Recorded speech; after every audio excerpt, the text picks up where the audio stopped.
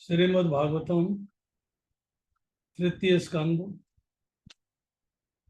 Topic है आज का विदुर जी की अनेक तीर्थों की विधि पूर्वक यात्रा।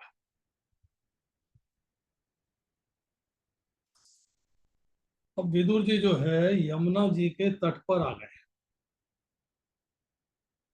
कलयुग के 5000 साल पूरे होने पर गंगा जी यमुना जी बैकुंठ धाम में जाती हैं।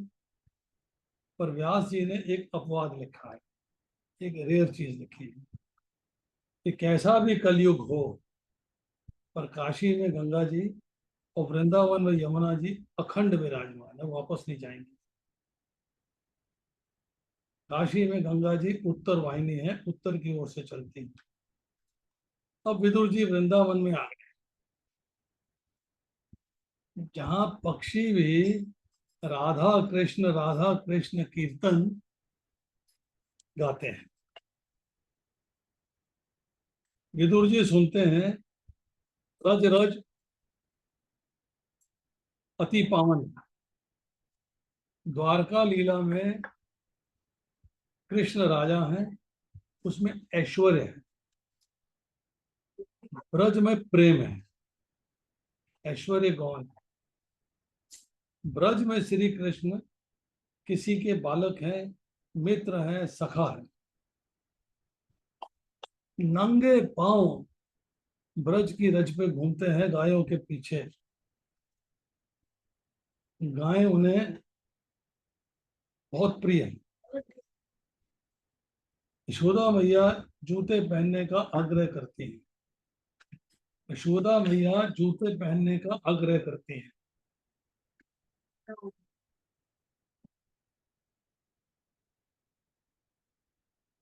कृष्ण कहते हैं मैं गोपाल कृष्ण कहलाता हूँ। गायों की सेवा करने वाला नौकर गोपाल कृष्ण। माँ, पिछले जन्म में मैं बहुत बड़ा राजा था, मैंने सब कुछ किया पर गायों की सेवा नहीं की। इससे गायों की सेवा करने के लिए ही आपके घर आया। राम जी ने गायों की पूजा की थी, पर राजा धीराज होने के कारण नौकर उन्हें गायों की सेवा नहीं करने देते थे। इससे सेवा करने के लिए ही मैंने ग्वाला के रूप में आपके घर में जन्म लिया। गायें जूते नहीं पहनती, नंगे पैर घूमती हैं, तो गायों का नौकर जूते कैसे पहनते? यहाँ भगवान ने एक्सप्लेनेशन दिया है कि वो नंगे पैर घूमती हैं तो उनका नौकर हूं मैं नंगे पैर घूमूंगा, मैं जूते कैसे पहन लूंगा? फिर गाय पशु नहीं है, तुलसी पेड़ नहीं है। तुलसी भगवान के साथ विवाह करती है।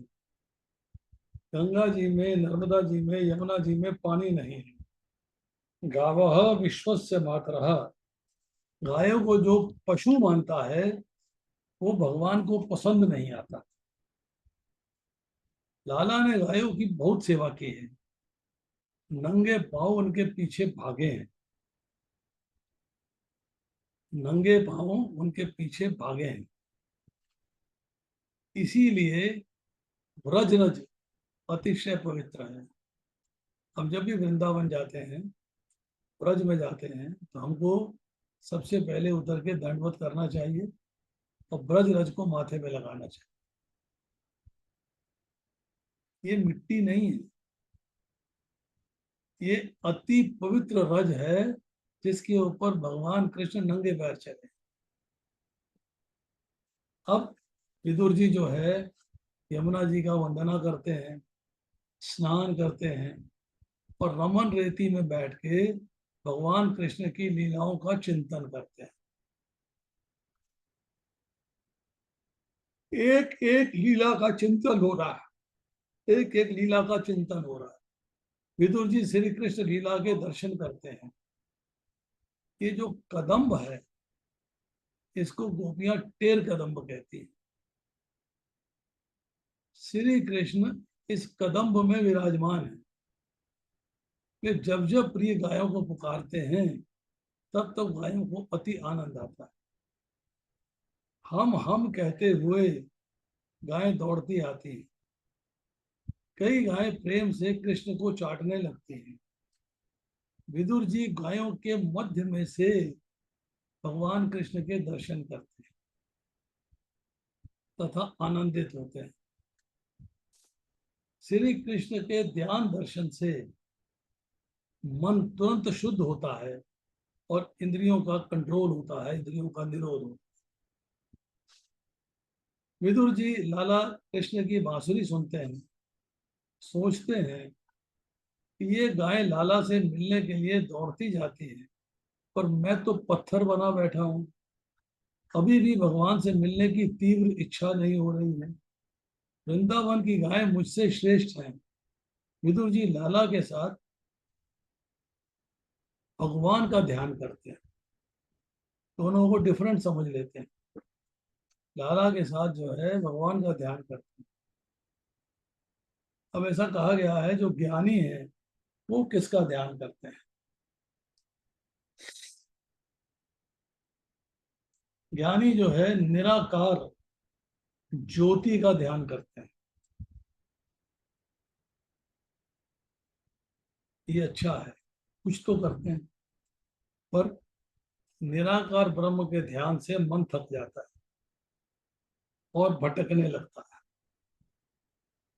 साकार के चिंतन में अनेक जन्म बीत गए, मन को भगवान के साकार रूप का चिंतन करने की आदत हो गई। निराकार ना किसी को उभारता है ना किसी को डुबोता है। निराकार ना किसी को सुख देता है ना किसी का दुख करता है। निराकार ब्रह्म का अनुभव होता है, और कृपा तो साकार ब्रह्म ही करते हैं। ये बात नोट करने वाली है। आप निराकार ब्रह्म का आस्वादन नहीं कर सकते, मजा नहीं आता। मजा जो है वो तो साकार ब्रह्म का होगा। निराकार निष्क्रिय है, साकार भगवान लीला करते हैं। लीला के साथ श्री कृष्ण का ध्यान करिए। वैष्णव लोग सगुण साकार कृष्ण का ध्यान करते हैं, उनके कानों में बांसुरी की आवाज सुनाई देती है। वैष्णव लाला की गाय है, मतलब आप अपने आप को भगवान की गाय समझिए। गाय दैन्य का प्रतीक। जैसे जैसे भक्ति बढ़ती है वैसे वैसे अभिमान घटता है, दैन्य सदैव रहता है। दैन्य क्या होता है? दैन्य की परिभाषा क्या है? दैन्य मतलब कृपा। गाय जो है कृपा का प्रतीक है, वो हमेशा रहती है। भगवान जीव मात्र को बांसुरी बजाकर पुकारते हैं, संसार के विशेष क्षणिक सुख देते हैं, फिर बाद में रुलाते हैं। सुख और दुख आता जाता है। अक्षय आनंद देने के लिए भगवान बांसुरी बजाकर पुकारते हैं। अब आप जाइए कहीं साउथ में, गुजरात में, तो वहाँ श्रीनाथ जी का मंदिर है। श्रीनाथ जी के मंदिर में श्रीनाथ जी का एक हाथ ऊंचा है। भगवान कहते हैं कि संसार एक मेला है और मेरे सब बालक माया के खिलौनों में फंसे हैं, अर्थात भौतिक सृष्टि से आकृष्ट। उनको बुलाने के लिए मैंने एक हाथ ऊंचा कर रखा, पर कोई मेरी बात नहीं सुनता। संसार माया की लीला है। माया की लीला देखने से, माया की लीला के चिंतन से मन बिगड़ता है। हम जब अपने टेम्पल्स में जाते हैं तो गौरा निताई को दोनों हाथ खड़े देखते हैं। भगवान दोनों हाथ से पुकार रहे हैं, पर हम उनकी बात नहीं सुनते।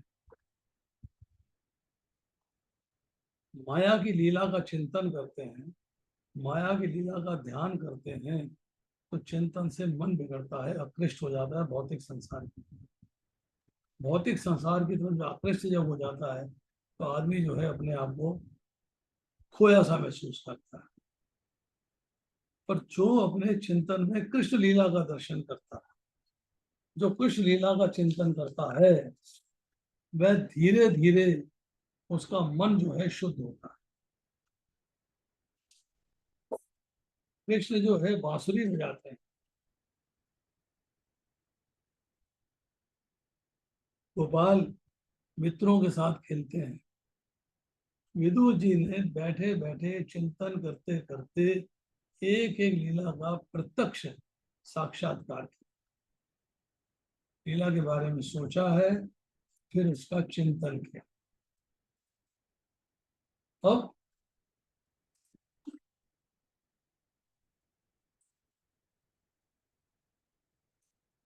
अब भगवान जो है द्वारका लीला का उपचार करते हैं। सोचते हैं अब ये सोने की दुनिया द्वारका डूब जाए तो अच्छा है। मनुष्य को बढ़ाना तो आता है, पर डुबोना नहीं आता, उपसंहार करना नहीं। भगवान ने उपसंहार किया है। भगवान ने उद्धव के सम्मुख घोषणा करी कि यादवों का विनाश होगा, द्वारका समुद्र में डूबेगी, इसलिए उद्धव अब तुम बद्रिकाश्रम चले जाओ। उद्धव जी कृष्ण को अपने साथ चलने की विनती करते।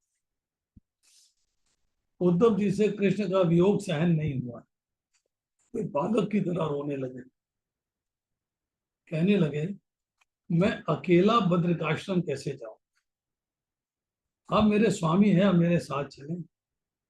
मैं अकेला तो कभी कहीं गया नहीं, मैं आपके पीछे पीछे चलूंगा।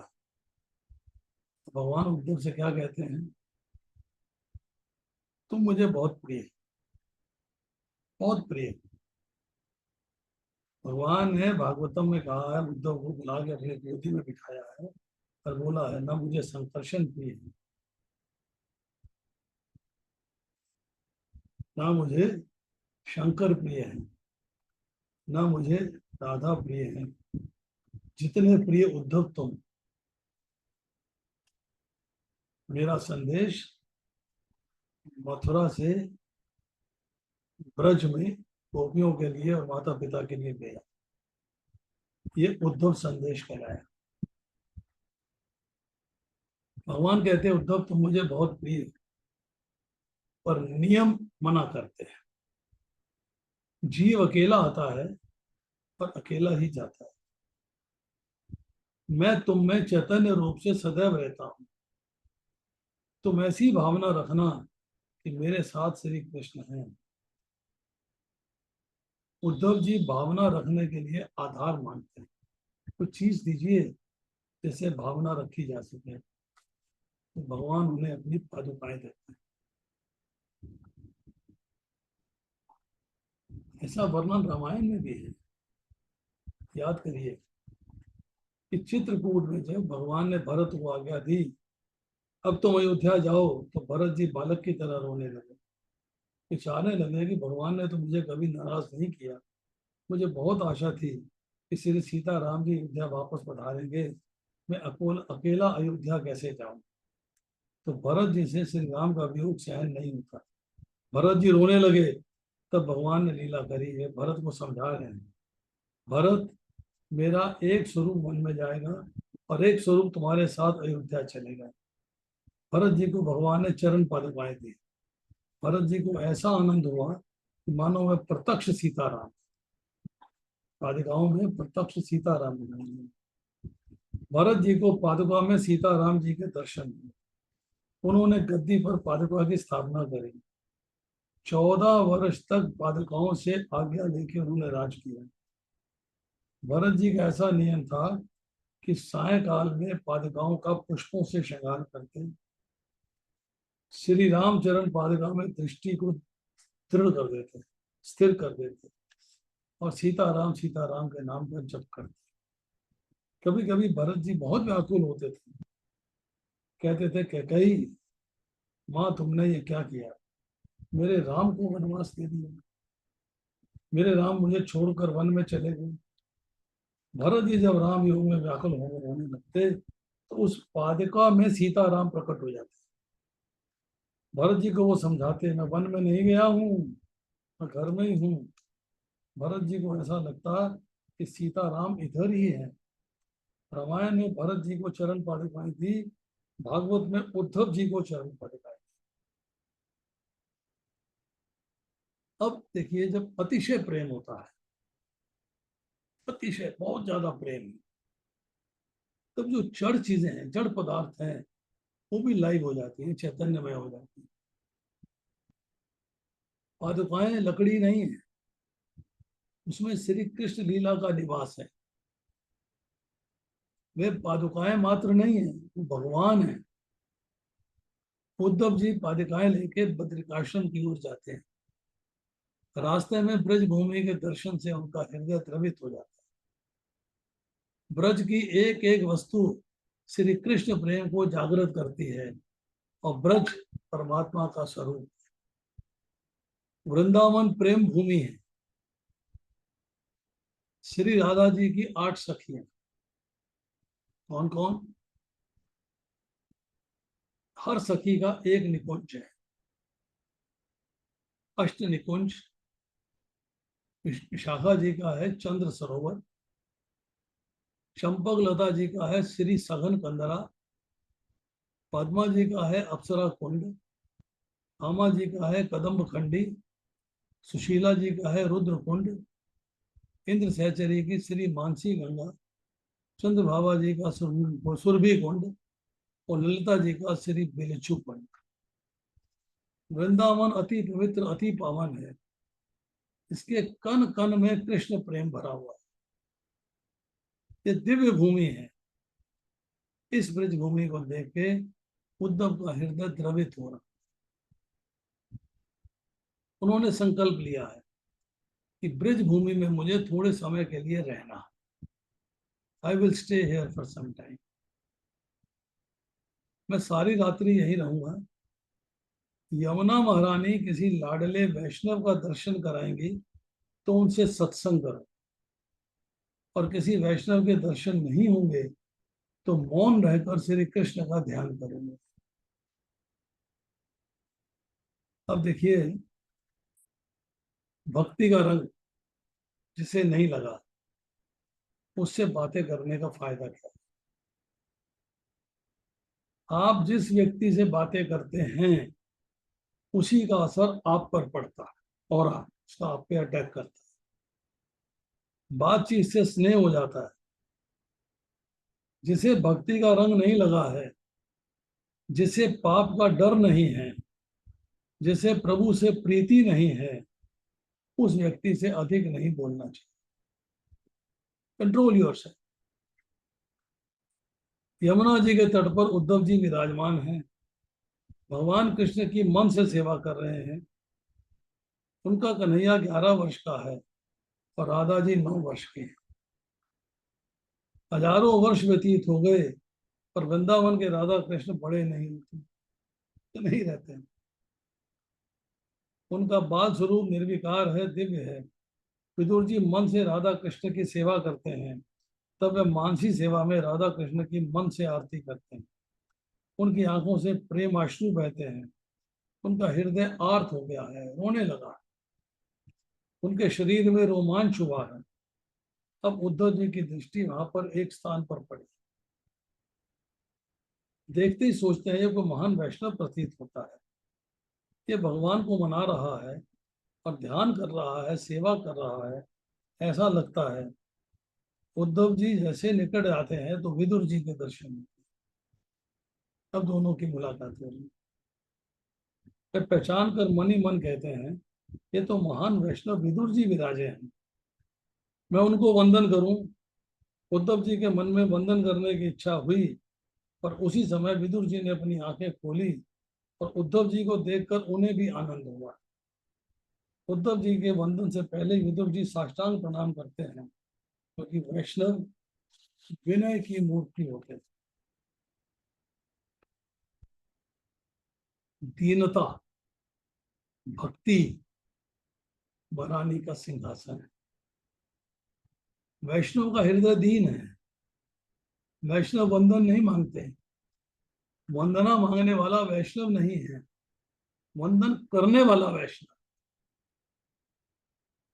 अगर मान लीजिए मैं आपसे कहूं कि आप मुझे वंदन करिए, तो मैं वैष्णव नहीं हूं। आप वंदन अपने आप करते हैं तो आप वैष्णव। कुछ लोग मंदिर में जाकर भी राह देखते हैं कि खड़े हुए भाई जब जय कृष्ण करेंगे तब मैं हाथ उठाकर नमन करूंगा, तब मैं उनसे जय श्री कृष्ण करूंगा, हरे कृष्णा करूंगा। अब वंदन मांगिए नहीं कि दूसरा आपको वंदन करे, अब वंदन कीजिए, आप उसको वंदन कीजिए। उद्धव जी को विदुर जी साष्टांग वंदन कर। उद्धव जी दौड़ते हुए पहुंचे, सोचते हैं कि इच्छा तो मेरी वंदन करने की, पर अब ये मुझे वंदन करो।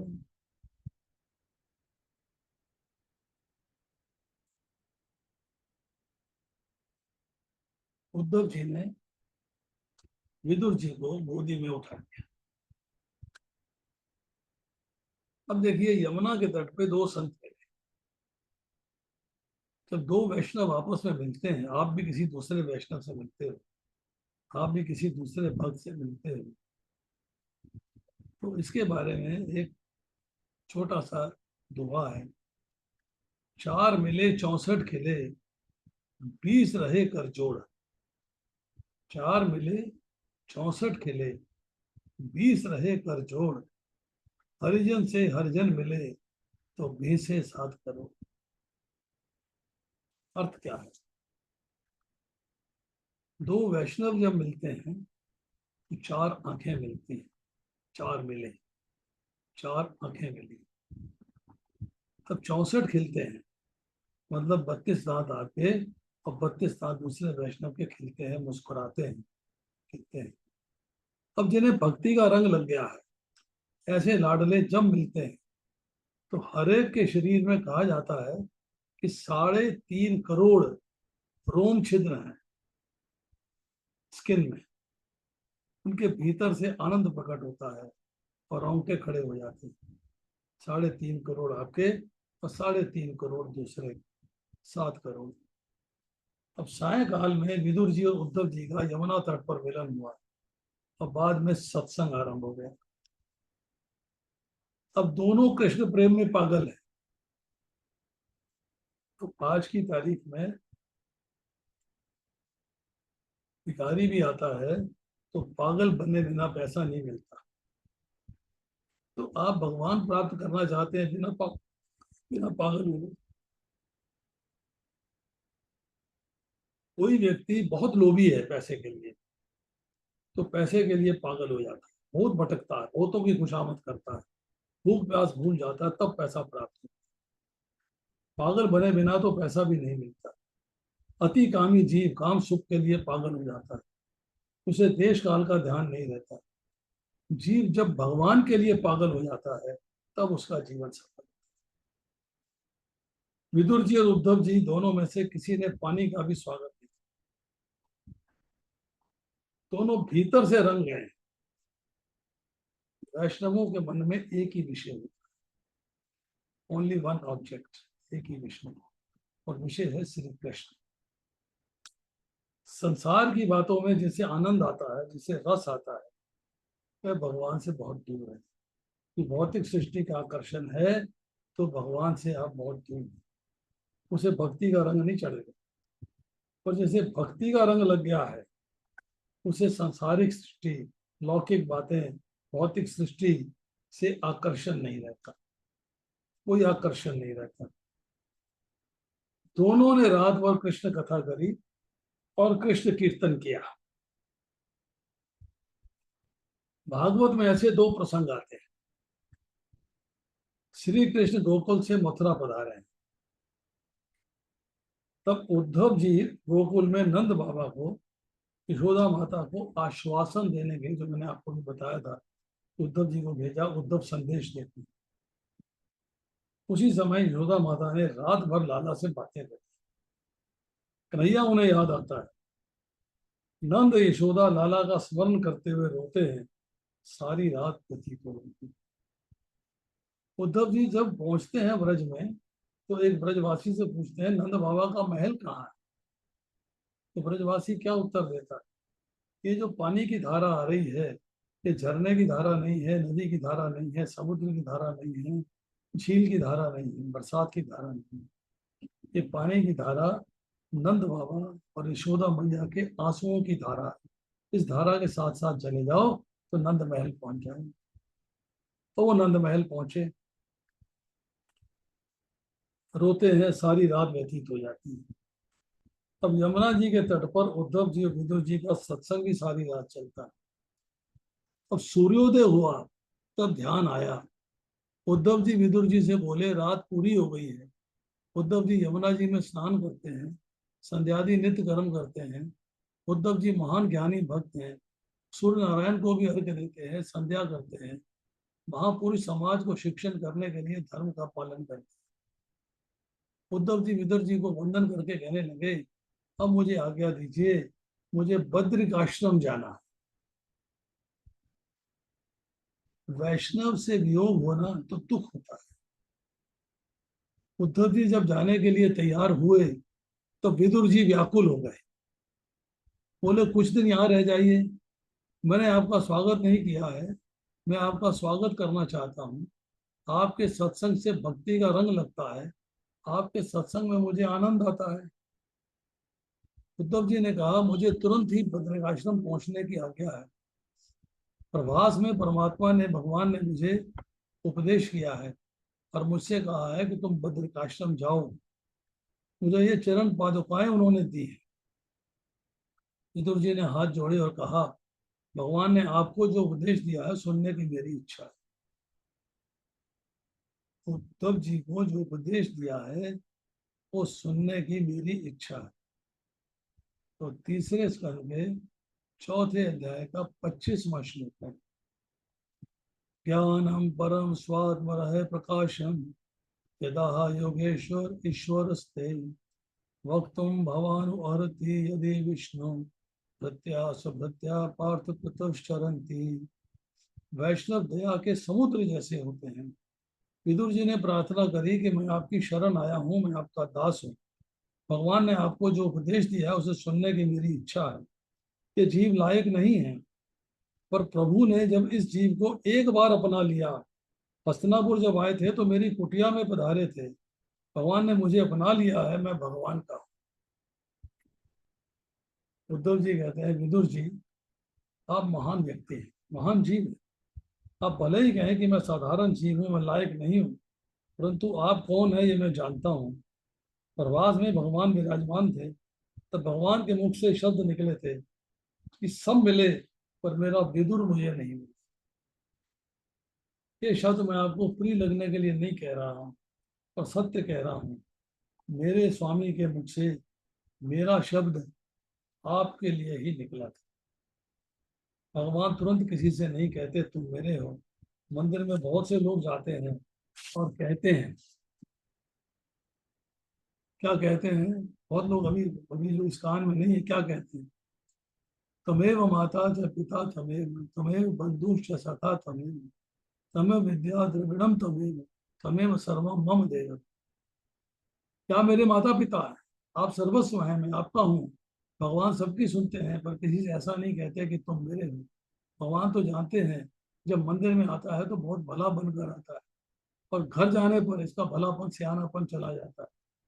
घर जाकर अपने पुत्र की माता से कहता है तुम मेरी हो पर मैं तुम्हारा हूँ। मूर्ख को ऐसा कहने में शर्म नहीं आती।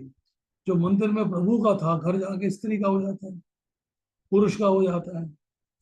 प्रभु तुरंत किसी से कुछ नहीं कहते तुम मेरे।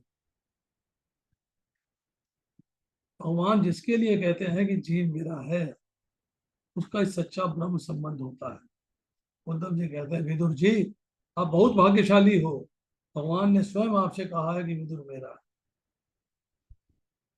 विदुर ने सुना तो आंखों में आंसू आ गए। कहा, ऐसा कहा कि विदुर मेरा है। मैंने कभी भक्ति ही नहीं की, मैंने भगवान को ठीक से ध्यान भी नहीं किया, सेवा भी नहीं की, भगवान के नाम के जप भी नहीं किए, फिर भी भगवान कृपा करके इस जीव को अपनाया है। भक्ति करने पर जब भीतर का अहम बढ़ जाता है तब भक्ति नहीं रहती। भक्ति से तो अभिमान मरता है। विदुर जी ने बहुत सेवा की, पर उन्हें लगता है कि उनके द्वारा सेवा नहीं हो सकती। सेवा की है पर लगता है सेवा नहीं हो सकती। साधारण जीव को भोग से संतोष नहीं होता, भक्त को भक्ति से संतोष नहीं होता। और करूं और करूं और करूं ऐसा भाव रहता है। भोग में संतोष रखिए, भोजन में संतोष रखिए, संसार के सुख में संतोष रखिए, संपत्ति में संतोष रखिए, पर भक्ति में लालच रखिए, लोभ रखिए। जिसे भक्ति में संतोष हो गया, तृप्ति होती है, उसकी भक्ति कच्ची, उसकी उन्नति रुक जाती है। विदुर जी ऐसा मानते हैं कि मैंने कभी भक्ति की ही नहीं, मेरे द्वारा कुछ भी नहीं हुआ, फिर भी भगवान ने कृपा करके मेरे को अपनाया है। मेरे भगवान का नाम ही पतित पावन है। मेरे जैसे पापी को नहीं अपनाएंगे तो कौन पतित पावन कहेगा। विदुर जी को जो आनंद हुआ है, उद्धव जी ने कहा है कि जब भगवान ने मुझे भागवत का उपदेश सुनाया तो मैत्रेय ऋषि वहां बैठे थे और उनको भगवान ने आज्ञा दी है कि मेरा विदुर आपको मिल जाए तो सारी कथा आप उन्हें सुनाइएगा। गंगा तट पर मैत्रेय ऋषि विराजमान हैं, आप वहां जाइए, मुझे तो बद्रिकाश्रम रहना है। उद्धव जी चरण पादुकाएं सर पे धारण करके बद्रिकाश्रम पहुंचे। बद्री नारायण के पास पांडुकेश्वर में गंगा जी के तट पर उद्धव जी बैठे हैं। भागवत में जैसा लिखा है वैसा आज भी वहां है। भागवत में सुखदेव जी महाराज बोले हैं, हिमालय से निकली हुई गंगा जी के दर्शन जो करते हैं उनका मन शुद्ध और शांत रहता है। आज भी वहां ऐसा ही दृश्य है। हिमालय का सौंदर्य मन को शुद्ध और शांत करने वाला है। मन को चंचल करने वाला दृश्य सौंदर्य वहां नहीं। हिमालय का सौंदर्य अति सात्विक। गंगा जी का दर्शन से मन स्थिर होता है, मन में सात्विक भाव जागते हैं तथा मन की चंचलता कम होती है। अब विदुर जी ने गंगा तट पर मैत्रेय जी ऋषि के पास जाना, तो ये चर्चा करेंगे नेक्स्ट टाइम। आज इतना ही। बताइए।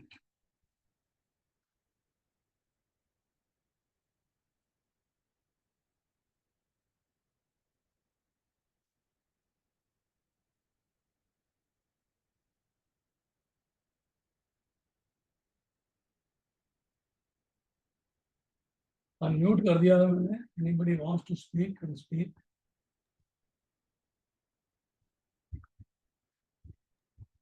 थैंक यू प्रभु जी, बहुत अच्छा लगा। थैंक यू प्रभु जी, बहुत अच्छा लेक्चर था। चलिए।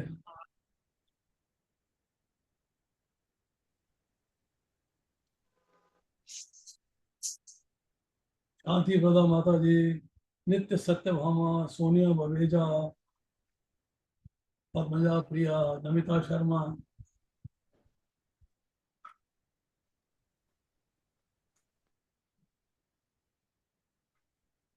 हरे कृष्ण प्रभु जी, दंड प्रणाम। यस माता जी प्रभु जी की बोलिए। बहुत अच्छी कथा थी। आपके मुख से सुना कथा हमेशा ही बहुत अच्छा लगता है। ऐसे लगता है कथा चलती रहे, रुके ही नहीं।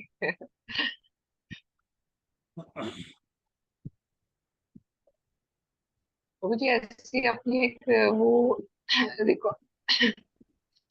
रिकॉर्डिंग्स कीजिए प्रभु जी, जिसमें हम लोग जब काम कर रहे हो या स्टडी कर रहे हो, कभी भी जब हमारे पास बहुत सारा समय हो तो कॉन्टिन्यूशन में कथा आपकी सुनते रहे। माता जी मैंने 1 घंटे के बजाय 45 मिनट कर दिया, क्योंकि मैं एग्जॉस्ट कर जाता हूँ। हाँ ना, ठीक है। नहीं प्रभु जी, वैसे नहीं कह रहे, ठीक है। वैसे नहीं कह रहे प्रभु जी। मैं कह रही हूँ कि इसका रिकॉर्डिंग होगी प्रभु जी कंटिन्यूएशन में, जैसे लेक्चर्स की रिकॉर्डिंग होती है, तो उसका ये फिर अच्छा रहेगा कि लंबा एक लेक्चर होगा तो कोई भी सुन सकता है इसको। ये जो टॉपिक चल रहा है, ये इसको अभी प्रभु जी आपके जो 2-3 लेक्चर्स को कंबाइन कर देना। कौन से? जो आपने जैसे अभी तक स्कंद एक का कथा का है, फिर दो का है, फिर तीन का कर रहे हैं प्रभु जी। जैसे जो आपने जितने भी लेक्चर्स करे हैं स्कंद एक के, उनको कंटिन्यूएशन में एक साथ रिकॉर्डिंग हो जाए, तो ये तो लोग भागवत कथा वैसे ही चला दें और सुनते रहें घर में, तो बड़ा आनंद आएगा। परिवार में कथा चलती रहे और परिवार वाले उसको सुनते रहें, कंटिन्यूएशन में 2 घंटे 3 घंटा कथा ऐसे चलते। माता जी ऐसा है कि इसको मैं यूट्यूब पे चढ़वाऊंगा, तो लिंक मिल जाएगा, एक के बाद एक के हाँ बाद लिंक होता रहेगा, सुनते रहिएगा। तो जी, हाँ लंबा लंबा होना चाहिए। जैसे आप 2 लेक्चर्स को कंबाइन कर दीजिए एक साथ, रुके नहीं कथा बीच में। माता जी कंबाइन करना मुझे नहीं आता। इस मामले में जीरो हूँ। प्रभु जी हमारा 6 दिन में एक सजेशन है, 3 दिन कंजिक्यूटिव भागवतम, 3 दिन गीता हो सकता है, भगवत गीता ऐसा हो सकता है? ऐसे ही तो थ्री है। डेज 3 दिन कंजिक्यूटिव। 3 दिन भगवत गीता है, 3 दिन भागवत है। ठीक है, लगातार कह रही है माता जी, माता लगातार जी कह रही लगातार है कि 3 दिन लगातार, फिर 3 दिन कंजिक्यूटिव। लगातार, ये कह रही है माता जी। नहीं, अगर आप ऐसा कहते हो तो हम इसको चेंज कर सकते हैं, Monday Tuesday Wednesday Bhagavad Gita, Thursday Friday Saturday Bhagavat, ऐसे अल्टरनेट ना करके ऐसे प्रभु जी चेंज। ये अच्छा रहेगा, कंटिन्यूएशन अच्छा रहेगा इसमें, कंटिन्यूटी। बताइए, लोग कमेंट करें, जो लोग ये चेंज चाहते हैं, Monday. Agree, we right agree. या अगर आप चाहते हैं कि Monday and Tuesday Bhagavad Gita करें और वेडनेसडे थर्सडे फ्राइडे सैटरडे 4 दिन भागवत करें, हाथ खड़ा करिए। Excellent excellent, that is. हाथ खड़ा करिए आप।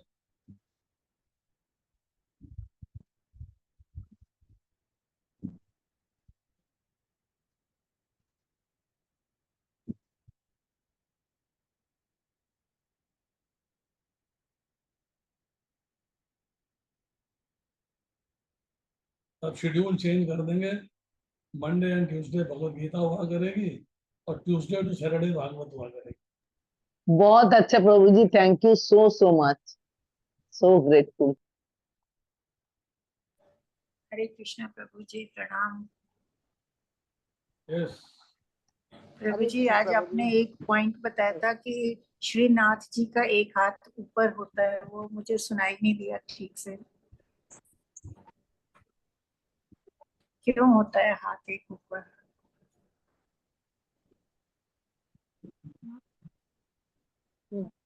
होल्ड करिए आप।